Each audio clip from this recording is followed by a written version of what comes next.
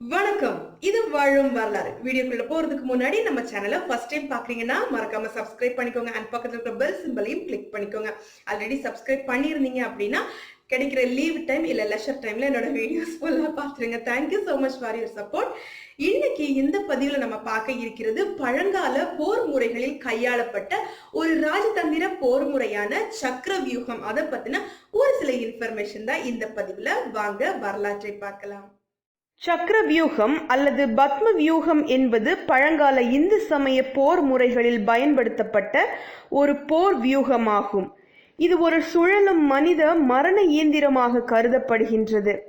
வெவ்வேறு அளவுகளினால் ஆன 7 வட்ட சக்கரங்களால் சக்கர வியூகம் அமைக்கப்படுகின்றது.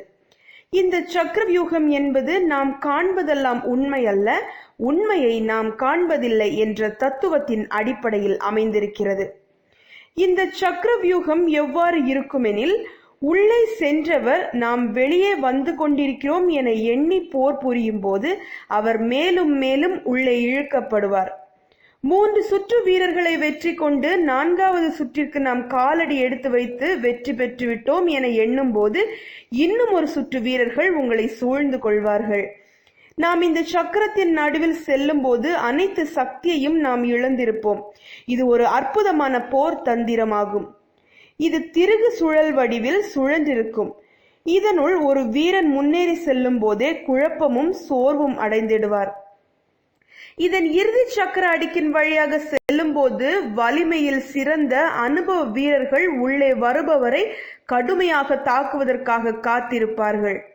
அவர்களின் தாக்குதலை எதிர்கொண்டு அவர்களை வீழ்த்தி வெளியே வருவதற்கு சிறந்த மதிநுட்பமும் ஆழ்ந்த அறிவும் எல்லையில்லா வலிமையும் மிக அவசியம். பாண்டவர்களுக்கும் கௌரவர்களுக்கும் இடையே நடைபெற்ற போரில் பல பிரமிப்பூட்டும் ராஜதந்திரங்கள் கையாளப்பட்டன. அதில் ஒன்று இந்த சக்கர வியூகம். யூகங்களின் அடிப்படையில் அல்லாமல் ஆதார வியூகத்துடன் எழுதப்படும் வரலாற்றுடன் இணைந்திருங்கள். இது வாழும் வரலாறு. நான் ஷர்மிளா ஹென்றி. தேங்க்ஸ் ஃபார் வாட்சிங். See you again.